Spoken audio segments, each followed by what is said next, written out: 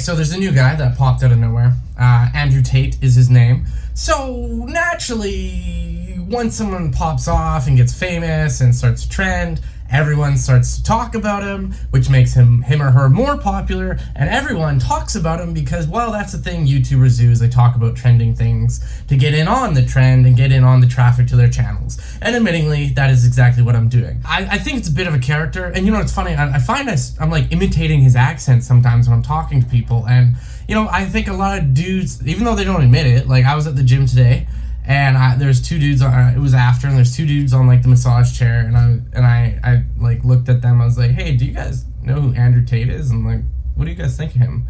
And they do like a quick look around, and they're like, oh man, he's the shit. He's a real G. I feel like he's employing a bit of a Donald Trump strategy here. It feels like a guy that watches a lot of Jordan Peterson, and then he's taking things 10 more steps further in what he says.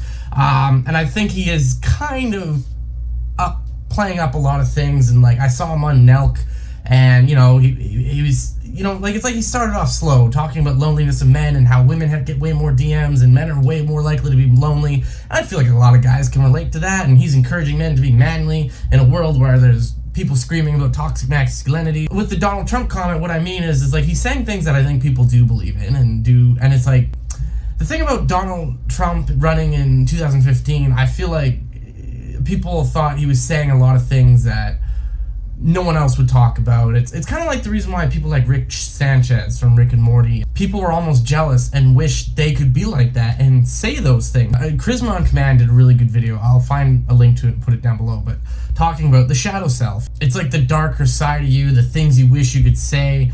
And I think, you know, a lot of young men do have the thoughts and feelings that he does, or at least if they don't agree with him, they think it's funny the things he says. And then the strategy of, you know, you say outrageous things, you're saying a bit of like subtle things, and then you say one big outrageous thing, and then everyone reacts, and then that brings attention to you, and then there's way more attention, and then people are talking about what you said. So it's like you make one comment, and then there's 20 million videos talking about you on the internet, and people are repeating and then dissecting and looking at your strategy. And then that's what happened with Trump. And you know, same thing with like the Paul brothers and Daniel Bergoli. Like Bergoli would do something outrageous, people would talk about it, react, and she would just keep saying more and more outrageous things. And that's a bit of a strategy I'm noticing on YouTube. He says similar things to Alpha M, and like now it's like, you know, he's big because like Grand Stefan, Alpha M, and I don't know if Jordan Peterson has commented on him yet.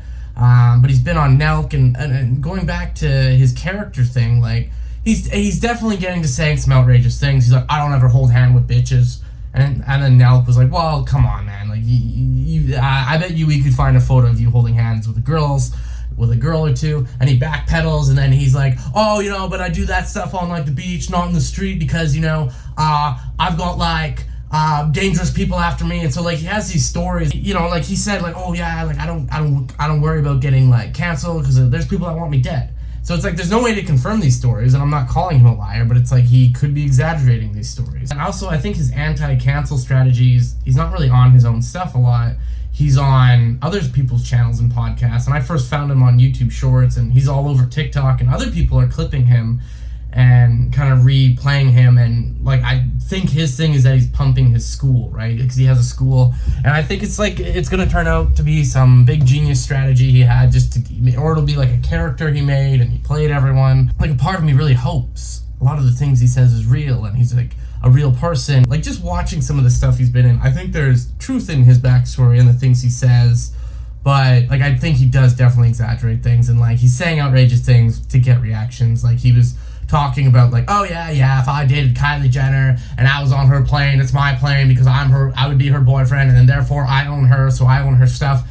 That's really ridiculous. And like he's obviously just saying that for the ridiculousness, for people to talk about it. And like what I'm doing right now, I'm talking about how ridiculous he's being, and other people way bigger than me are talking about it. And like other self-help YouTubers are like wanting to distinguish themselves, like Alpha M, because Alpha M talks about being alpha, and Andrew Tate talks about being alpha. And so Alpha M really doesn't want, I'm guessing he doesn't want to be associated with Andrew Tate at all, or like related to him, or like compared to him. So from skimming over his video, it seemed like he's like, oh, I don't want to be associated with a douchebag. But like even him, he said like there's like he is giving a positive message, but like working hard, hustling, and like surround yourself with people that you're going to compete with, so then you will want to compete more. And like he does say true things, like when you do get into a relationship, you do slow down. You don't do as much. You're not as competitive. You're not doing as much for the world or yourself, and you slow down. People